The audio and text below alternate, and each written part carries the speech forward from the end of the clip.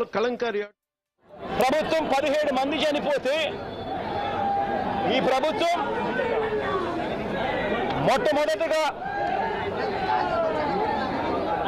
సాయంత్రం 4 గంటలకు హోంమంత్రి వచ్చి ప్రెస్ మీట్ను అడ్రస్ చేస్తూ తాను మాట్లాడినప్పుడు కూడా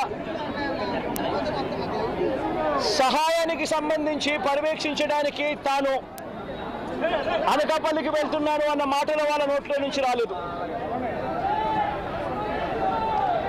మరో గంట తర్వాత అంటే సాయంత్రం 5 గంటల ప్రాంతంలో కార్మిక శాఖ మంత్రి ఎవరి పరిధిలోకి వస్తుందో, ఈ డైరెక్టర్ ఆఫ్ ఫ్యాక్టరీస్ అనేది ఎవరి పరిధిలోకి వస్తుందో, ఈ కార్మిక శాఖ మంత్రి కూడా ప్రెస్ మీట్ పెట్టి ఎంతమంది చనిపోయారో తెలియలేదు అన్నాడు. వివరాలు లేవు అని మాట్లాడతాడు. తాను కూడా హుటాహుటిన అక్కడికి వెళ్ళాలి అనే తాపత్రయం కూడా చూపించడు. ఘటన జరిగిన తర్వాత ఘటన స్థలానికి కలెక్టర్ ఎప్పుడు పోయాడు, అధికారులు ఎప్పుడు పోయారు, కమిషనర్ ఎప్పుడు పోయారు అన్నది ఒక్కసారి గమనిస్తే ఇంకా బాధ కలిగించే అంశాలు. అధికార పార్టీకి సంబంధించిన నాయకులు ఎప్పుడు పోయారు అని చూస్తే ఇంకా బాధ కలిగించే అంశాలు. కనీసం ఘటన జరిగితే కనీసం అంబులెన్స్ను కూడా కనీసం మొబిలైజ్ చేసి ఆ ప్రాంతానికి తీసుకుని రాని పరిస్థితి. బాధితులు ఎవరైతే ఉన్నారో వాళ్ళందరినీ కూడా కంపెనీకి సంబంధించిన బస్సుల్లో తీసుకొస్తా ఉన్నారు, హాస్పిటల్లోకి తీసుకొని పోయే పరిస్థితి. నేను ఒకసారి తేడా గమనించమని అడుగుతా ఉన్నా. ఇలాంటి ఘటనే ఒకసారి మా ప్రభుత్వ హయాంలో కూడా జరిగింది. ఎల్జీ పాలిమర్స్ అనే ఘటన జరిగింది. కోవిడ్ మహమ్మారి ఉన్న సమయం అది. మేలో జరిగింది, మే 2020 ప్రాంతంలో జరిగింది. ఒకవైపు కోవిడ్ మహమ్మారి ఉన్నప్పటికీ కూడా ప్రభుత్వం ఎలా పలికింది, ఎలా స్పందించింది అని ఒక్కసారి కంపారిజన్ చేయాలి. ఆ ఘటన తెల్లవారుజామున రాత్రి 3:40 తెల్లవారుజామున 3:40కి ఆ ఘటన జరిగితే, తెల్లవారుజామున 3:40కి ఆ ఘటన జరిగింది. పట్టపగలు కాదు. జరిగితే 5 గంటలకల్లా కలెక్టర్ స్పాట్లోకి వెళ్ళాడు, కమిషనర్ స్పాట్లోకి వెళ్ళాడు. అంబులెన్స్లు అప్పటికీ ముమ్మరంగా మోహరించేసాయి. గవర్నమెంట్ అంబులెన్స్ అన్నీ కూడా తీసుకొచ్చాయి. ప్రతి బాధితునికి కూడా తోడుగా ఉండే కార్యక్రమం జరిగింది. 6 గంటలకల్లా వైఎస్ఆర్ కాంగ్రెస్ పార్టీకి సంబంధించిన సీనియర్ నాయకులందరూ కూడా స్పాట్ మీదకి వెళ్ళారు, తోడుగా ఉండే కార్యక్రమం చేశారు. అదే రోజు 11 గంటలకల్లా, మధ్యాహ్నం కూడా కాదు, మధ్యాహ్నం కాకమునిపే 11 గంటలకల్లా ఏకంగా ముఖ్యమంత్రి అంటే నేనే ఏకంగా స్పాట్లోకి నేనే రావడం జరిగింది. స్పందించిన తీరు గమనించమని అడుగుతా ఉన్నా.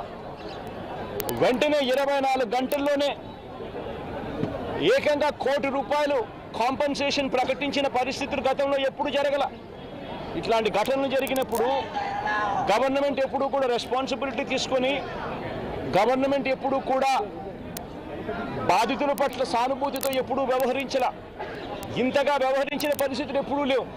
మొట్టమొదటిసారిగా ₹1 కోటి కాంపన్సేషన్ ఇచ్చిన ఏకైక ప్రభుత్వం మొట్టమొదటిగా వైఎస్ఆర్సీపీ ప్రభుత్వమే, మన ప్రభుత్వమే, జగన్ ప్రభుత్వమే ఇచ్చిందని కూడా చెప్పడానికి కూడా సంతోషపడతా ఉన్నాను నేను. ఇక్కడ 24 గంటల్లోనే ఏకంగా ₹30 కోట్ల అక్కడికి ఇమీడియట్లీ పంపించి బాధితులకు తోడుగా నిలబడడం జరిగింది. ఎవరైతే దెబ్బలు తగిలాయో, ఎవరైతే ఉన్నారో వాళ్ళని వెంటనే హాస్పిటల్లోకి చేర్పించడం, 3 రోజులు హాస్పిటల్లో ఉంటే ₹10 లక్షల మేర కాంపన్సేషన్ ఇవ్వడం, హాస్పిటల్లోకి జరిగిన మైనర్ ఇంజనీర్స్కి కూడా వెంటనే ₹3 లక్షలు ఇవ్వడం, హాస్పిటల్లోకి ఎవరు వచ్చినా కూడా చిన్న గాయాలతో వచ్చిన వాళ్ళకు కూడా ₹25,000 మేరకు వాళ్ళకు కూడా కాంపన్సేషన్ ఇచ్చి పంపించడం. ఏకంగా గ్రామాలకు కూడా 15,000 మంది 15,000 మంది నివాసం ఉంటా ఉన్న చుట్టుపక్కల ఉన్న 5 గ్రామాలకు సంబంధించి ప్రతి ఒక్కరికి కూడా మళ్ళీ ₹10,000 కూడా ఇచ్చి కూడా తోడుగా నిలబడిన పరిస్థితులు ఆ రోజుల్లో వైఎస్ఆర్ కాంగ్రెస్ పార్టీ ప్రభుత్వ హయాంలో జరిగాయి. నేను ఇక్కడ ఎందుకు చెప్తా ఉన్నాను అంటే, మనిషి ఒక ప్రభుత్వం అధికారంలో ఉన్నప్పుడు స్పందించే తీరు ఎలా ఉంటుంది అన్నది చాలా ఇంపార్టెంట్. ఈ ఘటనలో చంద్రబాబు నాయుడు గారు ఇక్కడికి వచ్చినప్పుడు ఆయన ప్రెస్ మీట్ చూసి ఆశ్చర్యపోయా. జగన్ హయాంలో జరిగే ఈ ఘటనలో అని చెప్పి చెప్తాడు, కానీ నేరాన్ని ఇక్కడ నుంచి డైవర్ట్ చేసే కార్యక్రమం చేస్తాడు. కానీ ఆశ్చర్యం ఏమిటంటే చంద్రబాబు నాయుడు ఇంతకుముందు 2014 నుంచి 19 ఆయన ముఖ్యమంత్రిగా ఉన్నప్పుడు ఆయన హయాంలో జరగలేదా? ఈ ఘటనలు ఇటువంటివన్నీ ఎవరి హయాంలో అయినా కూడా జరుగుతాయి. కానీ జరిగినప్పుడు ఒక ప్రభుత్వం ఎలా స్పందిస్తూ ఉంది అన్నది మోస్ట్ ఇంపార్టెంట్ ఆస్పెక్ట్. ఒక ప్రభుత్వం అన్నది స్పందించేటప్పుడు ఎంపతి చూపించాలి, అంటే సానుభూతి చూపించాలి ప్రజల పట్ల, బాధితుల పట్ల. రెండోది ప్రభుత్వం చేయాల్సింది ఏమిటి అని అంటే రెస్పాన్సిబిలిటీ తీసుకోవాలి. ఈ రెండు కూడా ఆ రోజు వైఎస్ఆర్ కాంగ్రెస్ పార్టీ ప్రభుత్వం చేసింది. ఈరోజు చీఫ్ సెక్రటరీగా ఉన్న నీరబ్ ప్రసాద్ అనే వ్యక్తి ఎవరైతే చీఫ్ సెక్రటరీగా ఉన్నారో ఆయన ఆధ్వర్యంలోనే అప్పుడే ఒక హై లెవెల్ కమిటీ వేసి ఫ్యాక్టరీ సెక్యూరిటీని, పొల్యూషన్ కంట్రోల్ని ఈ రెండింటినీ కూడా క్రోడీకరించి ఇటువంటి ఘటనలన్నీ కూడా పునరావృతం కాకుండా ఏ రకమైన రిఫార్మ్స్ తీసుకొని రావాలి అని చెప్పి ఆలోచన చేసి కమిటీ స్టడీ చేసి సిఫార్సు చేయమని చెప్పి కూడా ప్రభుత్వం కోరింది. నీరబ్ ప్రసాద్ అనే ప్రస్తుత చీఫ్ సెక్రటరీ గారు అప్పట్లో కమిటీ హెడ్గా ఉండి తాను కూడా రిపోర్ట్ కూడా ఇచ్చాడు. ఆ రిపోర్ట్ ఆధారంగా ఆగస్టు 2020లోనే జీవో కూడా ఇష్యూ చేసి ఒక ప్రాపర్ ప్రోటోకాల్ను తీసుకొని రావడం జరిగింది. ఆ ప్రోటోకాల్ ఏమిటి అని అంటే అన్ని రెగ్యులేషన్స్ డిఫరెంట్ సైలోస్ కాకుండా అన్ని క్రోడీకరించి ఒక చోటుకు తీసుకొచ్చే కార్యక్రమం జరిగింది. ఫ్యాక్టరీ సేఫ్టీకి సంబంధించిన ప్రోటోకాలు, పొల్యూషన్ కంట్రోల్కి సంబంధించిన ప్రోటోకాలు అన్నిటినీ కూడా కలిపి ఒక ప్రోటోకాల్ తీసుకొని రావడం జరిగింది. ఆ ప్రోటోకాల్లో ముఖ్యమైనది ఏమిటి అని అంటే మొట్టమొదటిసారిగా ప్రతి కంపెనీ కూడా వాళ్ళకి సంబంధించిన సెల్ఫ్ కంప్లయన్స్ రిపోర్ట్ అనేది ఒకటి ఇవ్వాలి అనేది దాంట్లో ముఖ్య ఉద్దేశం. ఒక సెల్ఫ్ కంప్లయన్స్ రిపోర్టు తయారు చేసే కార్యక్రమంలో ఆ కంపెనీకి నైపుణ్యత లేకపోతే థర్డ్ పార్టీ అక్రిడిటెడ్ ఏజెన్సీని కూడా గవర్నమెంటు అందుబాటులోకి తీసుకొచ్చింది. వీళ్ళ ద్వారా మ్యాండేటరీగా ప్రతి కంపెనీ సెల్ఫ్ కంప్లయన్స్ రిపోర్ట్ అనేది మ్యాండేటరీగా ఇవ్వాలి. ఇచ్చిన తర్వాత ఆ కంప్లయన్స్ రిపోర్టు నిజంగా ఉందా లేదా, నిజంగానే వాళ్ళు ఇవన్నీ ఉన్నాయా లేదా, ఇవి కాక ఇంకా ఫర్దర్గా వాళ్ళు ఏమైనా చేయాల్సినవి ఏమన్నా ఉన్నాయా లేదా అన్నది నిర్ధారించడానికి కోసం ఒక కమిటీ ఇన్స్పెక్షన్ కూడా చేయాలి. ఆ కమిటీలో కూడా అన్ని డిపార్ట్మెంట్స్కి సంబంధించి, అంటే pollution control department, boiler security department, రియాక్టర్స్కి సంబంధించి, ఎలక్ట్రిసిటీకి సంబంధించి, ఫైర్కి సంబంధించి అన్ని డిపార్ట్మెంట్లు క్రోడీకరించి వాళ్ళు ఇన్స్పెక్షన్ కూడా చేస్తారు. చేసిన తర్వాత వాళ్ళు కంపెనీ యాజమాన్యానికి ఫర్దర్గా ఇవి చేయాలి అని చెప్పి ఒకవేళ ఏదైనా ఉంటే అవి కూడా వాళ్ళు ఐడెంటిఫై చేసి కంపెనీ యాజమాన్యానికి వాళ్ళు టైం ఇస్తారు, కంప్లై చేయండి అని చెప్పి. అది 15 రోజులు టైం ఇస్తారు. అంటే కంప్లయన్స్ రిపోర్ట్ వచ్చిన తర్వాత మళ్ళీ వీళ్ళు 1 మంత్ లోపల వీళ్ళు ఇన్స్పెక్షన్ చేసిన రిపోర్ట్ వచ్చిన తర్వాత ఆ ఇన్స్పెక్షన్ రిపోర్ట్లో కంపెనీ ఫర్దర్గా ఏమైనా చేయాల్సి ఉంటే మళ్ళీ వాళ్ళకి 15 రోజులు టైం ఇస్తూ వీళ్ళు మళ్ళీ ఒక రిపోర్ట్ అనేది ఇస్తారు. ఆ రిపోర్టును ఆ 15 రోజుల లోపల వాళ్ళు చేసేట్టుగా జాయింట్ కలెక్టర్ ఆధ్వర్యంలో ఒక జాయింట్ కలెక్టర్కు ఆ రెస్పాన్సిబిలిటీ ఫిక్స్ చేసి జాయింట్ కలెక్టర్ ఆధ్వర్యంలో ఆ ఇన్స్పెక్షన్లో వాళ్ళు చెప్పినవన్నీ జరిగాయా లేదా అని మానిటర్ చేసే రెస్పాన్సిబిలిటీ ఆ జేసీకి ఇస్తుంది. ఈ ప్రోటోకాల్, ఈ సిస్టమ్ ఉంది. ఇది ఒక రిఫార్మ్ కింద ఎల్జీ పాలిమర్స్ ఘటన జరిగిన తర్వాత నీరబ్ ప్రసాద్ గారి ప్రస్తుత చీఫ్ సెక్రటరీ గారు ఆయన ఆధ్వర్యంలో హై లెవెల్ కమిటీ వేసిన తర్వాత ఆయన స్టడీ చేసిన తర్వాత ఆయన ఇచ్చిన సిఫార్సులతో ఈ జీవో ఇష్యూ చేసి ఈ ప్రోటోకాల్ అనేది ఎగ్జిస్టింగ్లో ఉంది. ఎగ్జిస్టెన్స్లో ఉన్న ఈ జీవోను తూచా తప్పకుండా ప్రభుత్వం గన మానిటర్ చేసి ఉండింటే, ఇది జరుగుతూ ఉందా లేదా అన్నది గన గవర్నమెంట్లో ఉన్న పెద్దలు మానిటర్ చేసి ఉండింటే చాలు ఇటువంటి ఘటనలు మళ్ళీ పునరావృతం కాకుండా ఉండే పరిస్థితి ఉండేది. కానీ అన్ఫార్చునేట్గా ఏం జరుగుతూ ఉంది, వీళ్ళ ప్రభుత్వం వచ్చిన తర్వాత గత 3 నెలలుగా ఏం చూస్తూ ఉన్నాము అని అంటే వీళ్ళ గవర్నెన్స్ మీద ధ్యాస లేదు. వీళ్ళకు ప్రజలకు సూపర్ 6, సూపర్ 7, సూపర్ 10 పేరుతో వాళ్ళు ఇచ్చిన మాటల మీద వీళ్ళకి ధ్యాస లేదు. వీళ్ళ ధ్యాస అంతా రెడ్ బుక్ పరిపాలన, వీళ్ళ ధ్యాస అంతా రెడ్ బుక్ తెరచడము, ఎవరెవరికి కక్షలు ఉన్నాయో ఆ కక్షలు తీర్చుకునేదానికి గ్రీన్ సిగ్నల్ ఇవ్వడం. ఇది వీళ్ళ పరిపాలన మీద వీళ్ళ ధ్యాస. వీళ్ళు పెట్టాల్సిన ధ్యాస ఇటువంటి రిపోర్ట్ల మీద, ఇటువంటి కంప్లైంట్స్ మీద, ఇటువంటి ఘటనల మీద ఎవరెవరు ఏమేం చేయాలి అని చెప్పి ప్రోటోకాల్ ప్రకారం జరుగుతూ ఉందా లేదా, ఇవన్నీ జరుగుతున్నాయా లేదా అని చెప్పి చూసుకొని గవర్నెన్స్ రెగ్యులర్గా పాలసీ రెగ్యులర్గా జరిగి ఉంటే ఈరోజు ఫ్యాక్టరీస్ పరిస్థితి ఇలా ఉండేది కాదు. ఈరోజు ఈ కార్మికులు చనిపోయి ఉండేవాళ్ళు కాదు. ఈరోజు స్కూళ్ళు బాగుపడి ఉండేటివి. ఇంగ్లీష్ మీడియం టోఫుల్ 3వ తరగతిలోనే టోఫుల్ పీరియడ్ తీసుండేవాళ్ళు కాదు. నాడు నేడు కొనసాగుండేది. గోరుముద్ద కార్యక్రమం బాగా జరుగుతూ ఉండేది. ఇవన్నీ కూడా జరుగుతూ ఉండేటివి.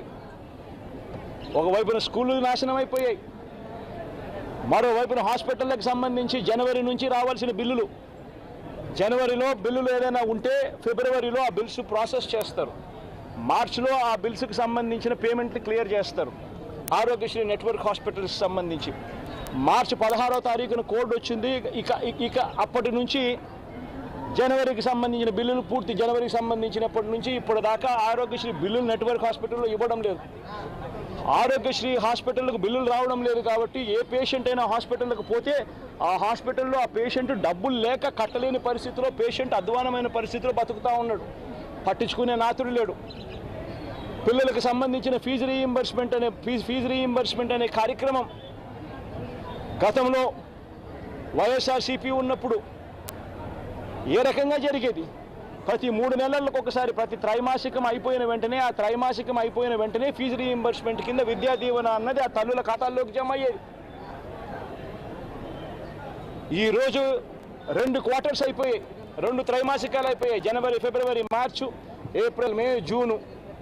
3వ త్రైమాసికం కూడా జూలై, ఆగస్టు, సెప్టెంబర్ కూడా అయిపోవస్తూ ఉంది దాదాపుగా.